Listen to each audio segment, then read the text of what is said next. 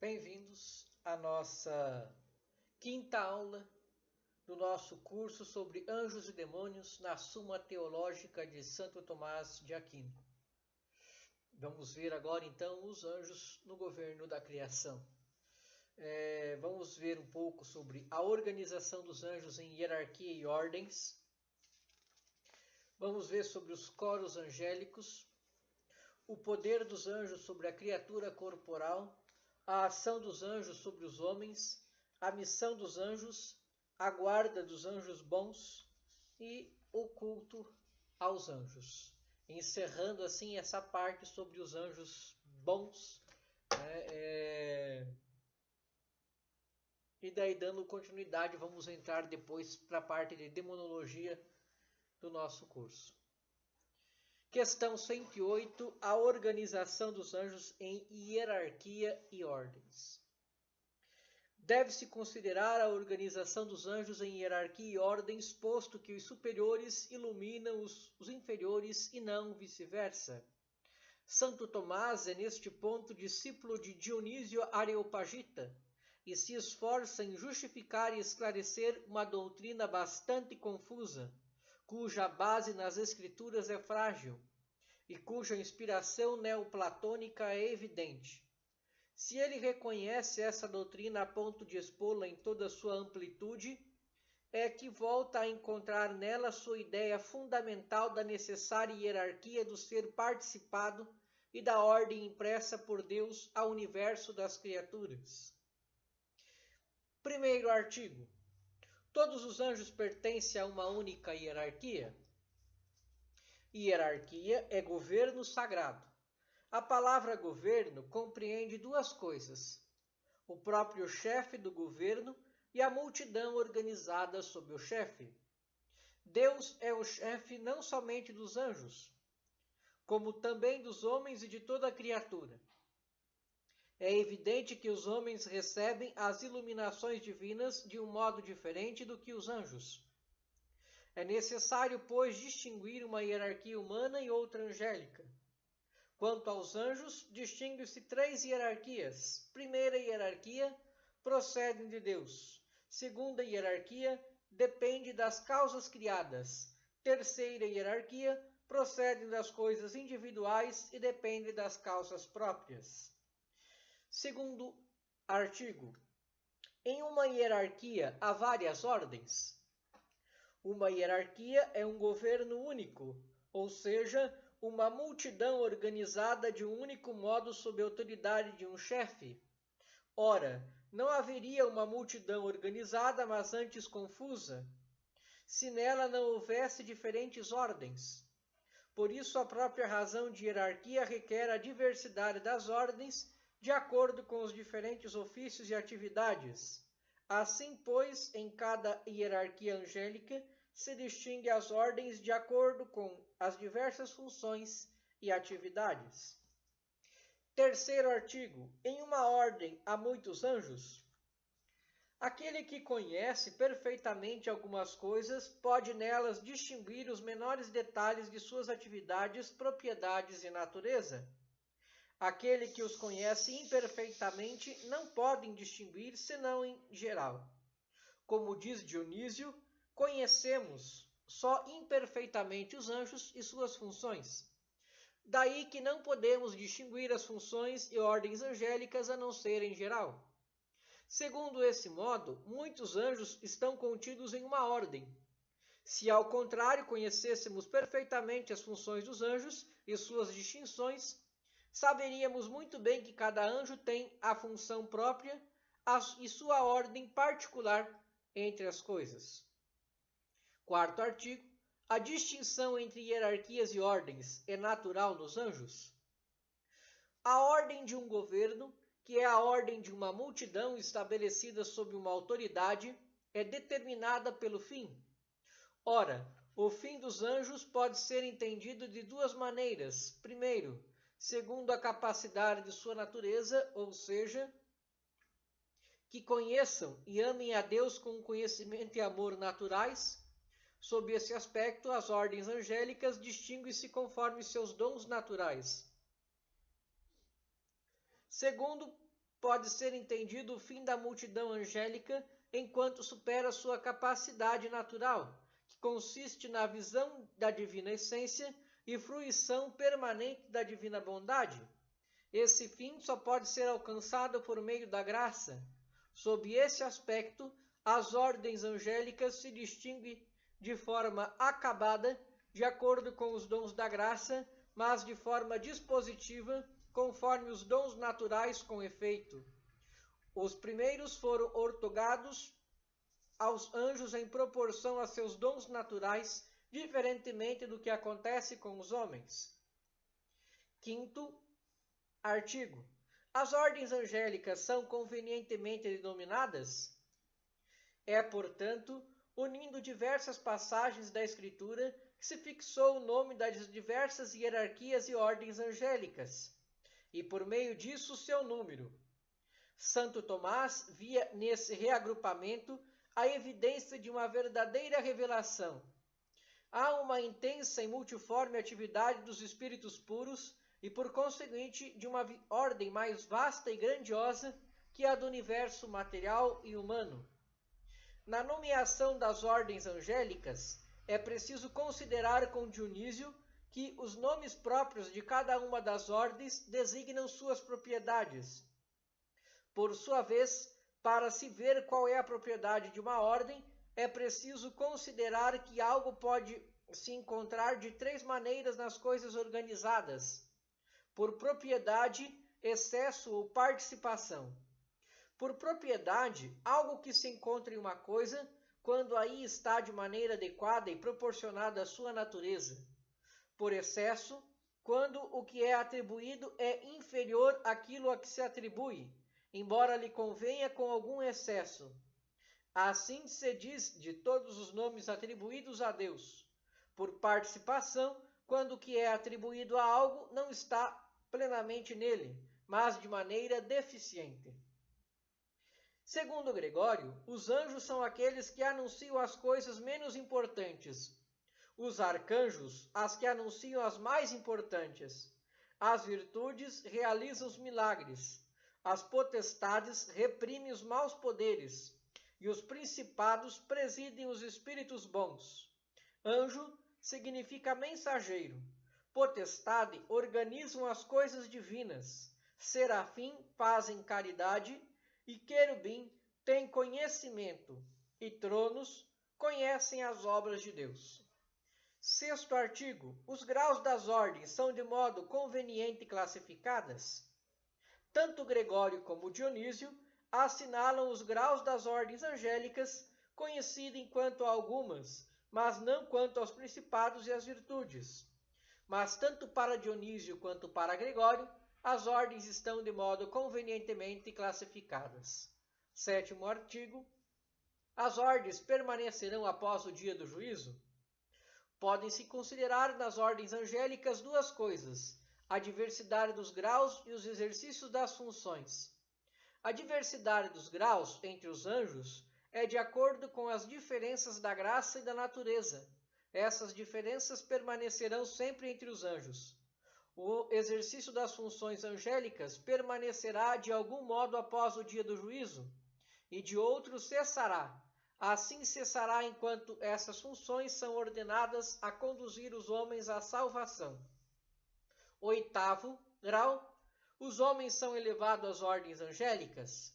As ordens angélicas se distinguem pela condição natural e pelos dons da graça. Pela natureza, os anjos jamais poderão ser elevados às ordens angélicas. Agora, pela graça de Deus, sim, os homens são elevados às ordens angélicas. Para completar essa questão, vamos ver então sobre os coros angélicos. Os teólogos, no decorrer dos séculos, tentaram penetrar tanto quanto possível na realidade dos anjos, muito sobriamente apresentada pela Sagrada Escritura. Como resultado de suas reflexões, propuseram algumas sentenças que reproduzimos a seguir, conscientes de que são de livre discussão e não pertencem ao patrimônio da fé. É Santo Tomás quem propõe o seguinte raciocínio. Primeiro, cada anjo é de uma espécie diferente, ou cada espécie angélica é constituída por um só anjo. Isto quer dizer, não há dois anjos iguais entre si. A razão desta afirmativa é que os anjos são substâncias simples, imateriais, portanto, cada um deles não pode deixar de ser único. Os anjos não se multiplicam, não se reproduzem. Não há como fazê-los diferentes dentro da mesma espécie, porque só a matéria é que causa a individuação das criaturas. Expliquemo-lo mediante uma imagem. Um arquiteto traça um projeto de casa. Ele pode produzir muitos indivíduos ou muitas casas iguais dentro desse seu projeto. A planta fica sendo uma só ou única, mas as casas conforme a esta planta serão muitas, por causa da respectiva localização e por causa do material empregado, por causa da cor da respectiva pintura. Vê-se que o que multiplica as casas são as características materiais dessas casas. O projeto, porém, permanece um só e sempre o mesmo. Imaginemos agora que o arquiteto altere o seu projeto e, se possível fosse, conceba uma casa imaterial. Esse novo modelo de casa não poderá multiplicar-se porque não terá matéria. Matéria que é condição indispensável para individualizar os seres corpóreos. Tal casa sem matéria será única no seu projeto ou na sua espécie. Ora, algo de análogo se dá com os anjos, já que não tem matéria. Cada qual é uma espécie única, singular que não tem par. Cada um esgota a sua espécie.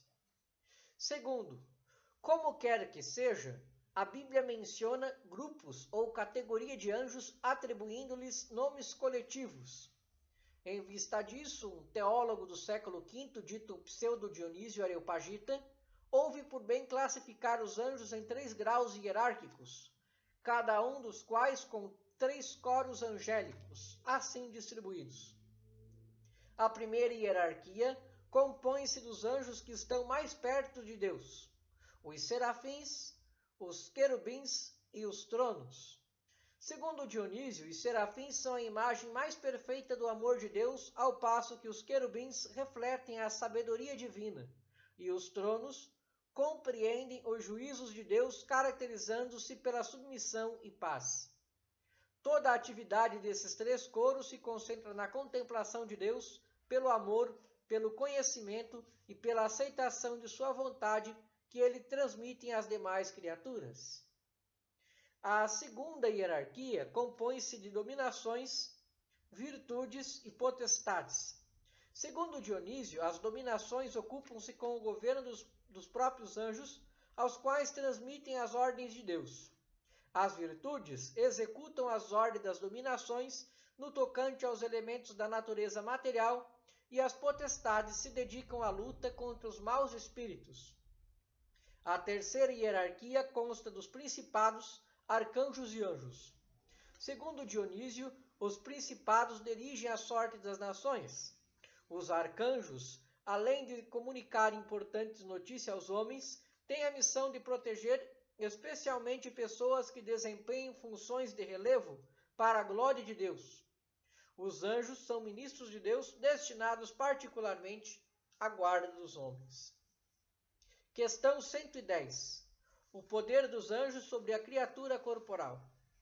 Em seguida, é preciso considerar o poder dos anjos sobre a criatura corporal. Primeiro artigo. A criatura corporal é governada pelos anjos? Tanto nas coisas humanas como nas naturais, encontra-se comumente que um poder particular esteja sob a direção e o governo de um poder universal. Entre os anjos foi dito que os superiores presidem os inferiores. Todas as coisas materiais são regidas pelos anjos porque são inferiores a eles. Segundo artigo. A matéria corporal obedece à vontade dos anjos? Todo ato de dar forma à matéria ou é imediatamente por Deus ou por um agente corporal, mas não imediatamente por um anjo. Logo, a matéria corporal não obedece à vontade dos anjos. Terceiro artigo. Os corpos obedecem aos anjos quanto ao movimento local? A natureza corporal é feita para ser movida imediatamente pela natureza espiritual no movimento local. Portanto, a potência do anjo não é limitada a um corpo, podendo assim mover localmente corpos aos quais não está unida. Quarto artigo, os anjos podem fazer milagres? Há propriamente milagre quando algo se faz além da ordem da natureza. Ora, isso só pode ser feito por Deus. Tudo que um anjo realiza, ou ainda outra criatura qualquer com sua potência própria, acontece dentro da ordem da natureza criado, não sendo, portanto, milagres. Questão 111. A ação dos anjos sobre os homens. Em seguida, deve-se considerar a ação dos anjos sobre os homens. Primeiro, se podem agir sobre eles por sua potência natural. Em seguida, como são enviados por Deus para o serviço dos homens. Enfim, como protegem os homens. A respeito do primeiro, são 4 as perguntas. Primeiro artigo. O anjo pode iluminar o homem? Pela ordem da divina providência, os inferiores se submetem às ações dos superiores. Assim como os anjos inferiores são iluminados pelos superiores, assim os homens inferiores aos anjos são por ele iluminados. Os anjos comunicam aos homens a verdade inteligível por intermédio das imagens sensíveis. O intelecto humano é fortalecido pela ação do intelecto angélico. Segundo artigo, os anjos podem agir sobre a vontade dos homens? Pode-se agir sobre a vontade de 2 maneiras. Primeiro, desde o interior, como o movimento da vontade nada mais é que sua inclinação à coisa querida. Pertence só a Deus agir sobre a vontade. Ele que dá à natureza intelectual a potência de tal inclinação. Segundo, desde o exterior. No anjo, isso acontece apenas de um modo, a saber, pelo bem que o intelecto apreende. Ora, na medida em que alguém é causa de algo, é apreendido com o bem desejável, nessa medida move a vontade. Somente Deus pode mover assim eficazmente uma vontade. O homem e o anjo não. Movem pela persuasão. Mas há ainda outro modo de mover a vontade humana desde o exterior, ou seja, por uma paixão existente no apetite sensível. Os anjos, na medida em que são capazes de excitar tais paixões, podem mover a vontade. Entretanto, não necessariamente, pois a vontade sempre permanece livre para consentir ou resistir à paixão. Terceiro, o anjo pode agir sobre a imaginação do homem? O anjo bom ou mau pode, em virtude de sua natureza, mover a imaginação do homem. É evidente que as aparições imaginárias são causadas às vezes em nós pela ação local de espíritos. Quarto artigo. O anjo pode agir sobre os sentidos humanos? De 2 maneiras se age sobre os sentidos, ou pelo exterior, ou quando as coisas sensíveis agem sobre eles, ou pelo interior. Os espíritos agem sobre os sentidos. O anjo pode agir sobre os sentidos dos homens dessas 2 maneiras, por sua potência natural. Com efeito, pode ele apresentar aos sentidos um objeto, como pode também mover interiormente os espíritos, provocando assim de diferentes maneiras alterações nos sentidos. Questão 112. A missão dos anjos. Em seguida, deve-se considerar a missão dos anjos, e sobre isso são 4 as perguntas. Primeiro artigo. Há anjos que são enviados a serviços? É claro que alguns anjos são enviados por Deus a serviço. Efetivamente, é próprio de Deus estar em toda parte. A potência do anjo não alcança todo o universo, mas alcança um lugar.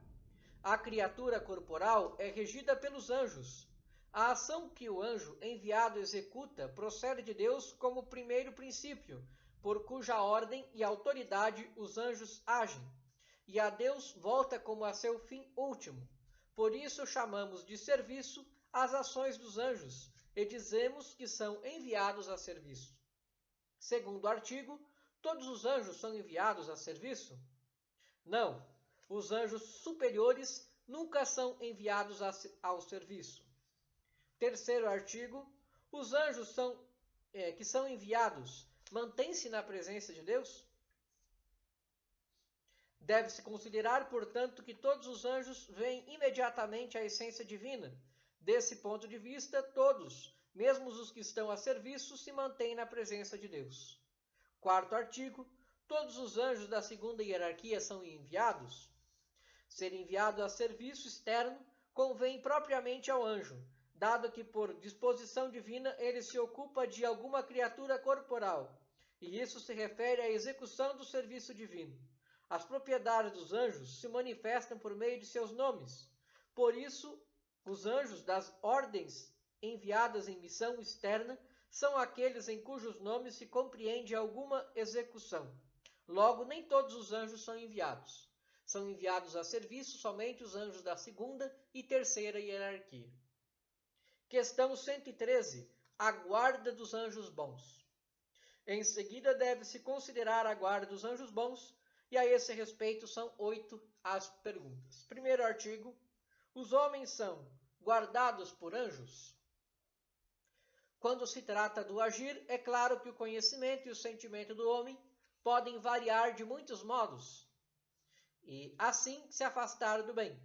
Daí a necessidade de se delegar em anjos para a guarda dos homens, para dirigi-los e movê-los ao bem. Segundo artigo. Cada homem é guardado por um anjo? A cada homem é delegado um anjo para a sua guarda, e a razão disso é que a guarda dos anjos é obra da providência divina para com os homens. Terceiro artigo. A guarda dos anjos cabe somente à ordem inferior dos anjos? Se entende a guarda dos homens de duas maneiras. Primeiro, como guarda particular, sendo que para a guarda de cada homem é delegado um anjo, essa guarda cabe à última ordem dos anjos. Segundo, como guarda universal, essa se multiplica segundo as diversas ordens. Quarto artigo. A todos os homens são delegados anjos para guardá-los? O homem, na vida presente, encontra-se em uma espécie de caminho, que deve tender para a pátria. Nesse caminho, são muitos perigos que o ameaçam. Por isso, aos homens que andam por caminhos não seguros, são dados guardas. Quando chegar ao termo da vida, já não terá tal anjo, mas no céu terá um anjo reinando com ele, e no inferno um demônio para puni-lo. Quinto artigo. O anjo é delegado à guarda do homem desde o seu nascimento? Os benefícios que Deus dispõe para o homem pelo fato de ele ter uma natureza racional lhe são concedidos desde o momento em que pelo nascimento adquire tal natureza. Esse benefício é a guarda dos anjos. Portanto, tão logo nasce, o homem tem um anjo delegado para sua guarda. Sexto artigo. O anjo da guarda abandona às vezes o homem? A guarda dos anjos é um dos modos pelos quais Deus exerce sua providência para com os homens. Disse que Deus abandona o homem no sentido de que permite que ele sofra alguma deficiência como pena ou culpa. De modo parecido, é preciso dizer que o anjo da guarda nunca abandona totalmente o homem, mas de maneira ocasional. Sétimo, os anjos sofrem pelos males dos que guardam? Os anjos não sofrem nem pelos pecados, nem pelas penas dos homens. Os anjos não querem que os homens pequem e sofram, mas querem que seja guardada a ordem da justiça divina. Oitavo, pode haver entre os anjos lutas e discórdias? Assim, enquanto consultam a divina vontade, disse que resistem um ao outro. Não é porque tenham vontades contrárias, pois estão todos de acordo em cumprir a vontade de Deus, mas porque são opostas as coisas a respeito das quais consultam a Deus. Para concluir, então, o culto aos anjos. Os mais antigos teólogos e pastores da Igreja acautelavam os fiéis contra um exagerado culto aos anjos, desejando evitar que recaíssem no culto dos gênios do paganismo. Todavia, não recusam uma legítima veneração aos anjos. Em Constantinopla, no século IV, havia 15 igrejas dedicadas a São Miguel Arcanjo, Nos tempos de São Gregório Magno, o culto aos anjos e especialmente a São Miguel tinha seu centro no Monte Gárgano, e no século VIII teve origem outro centro no Monte São Michel. No século IX havia em Roma 7 oratórios dedicados a São Miguel. Muito contribuiu para difundir a consciência de que os anjos acompanham a oração da Igreja. A regra de São Bento, também em seu capítulo 19, esta afirma que o ofício divino é celebrado na presença dos anjos. Esta concepção faz eco, de certo modo, ao Apocalipse, onde se lê que os anjos apresentam ao Senhor Deus as orações dos homens. Na Idade Média, a devoção aos anjos tomou grande impulso por obra de São Bernardo de Claraval. Este santo mestre propôs uma fórmula que ilustra a atitude dos fiéis frente aos anjos, fórmula que ficou clássica na liturgia da Igreja. Aos anjos devemos reverência porque nos assistem, devoção porque nos querem bem e confiança porque nos guardam. A partir do século XIII encontra-se orações dirigidas ao anjo da guarda. No século XVI, Lutero e Calvino rejeitaram o culto aos anjos. Mas este conheceu nova estima por obra dos jesuítas e de Santo Inácio de Loyola, que recomendava que imitemos a pureza dos anjos. Os jesuítas publicaram vários tratados de devoção aos anjos. Foram celebrados pela liturgia desde remota época. Em Constantinopla celebrava-se o ofício dos incorpóreos aos 8 de novembro e aos 11 de janeiro. No Ocidente presta-se homenagem a todos os anjos no ofício da dedicação da Igreja de São Miguel aos 29 de setembro. O Papa Paulo V, em 1608, instituiu a festa dos Anjos da Guarda para a Áustria, e o Papa Clemente X estendeu a festa a toda a Igreja e assinalou-lhe o dia 2 de outubro. A existência dos Anjos da Guarda é abordada pela tradição e magistério da Igreja. Este se manifesta pela liturgia que, como vemos, desde época remota, celebra os anjos como tutores dos homens. É certo que cada um tem seu anjo guardião. Não podemos definir com precisão a maneira como este exerce seu ministério. Como quer que seja, é muito recomendada a oração. Santo anjo do Senhor, meu zeloso guardador, se a ti me confiou a piedade divina, sempre me rege, me guarde, me governa, me ilumine. Amém. Assim encerramos então a nossa 5ª aula do nosso curso de Anjos e Demônios. Muito obrigado pela atenção. Até a nossa próxima aula.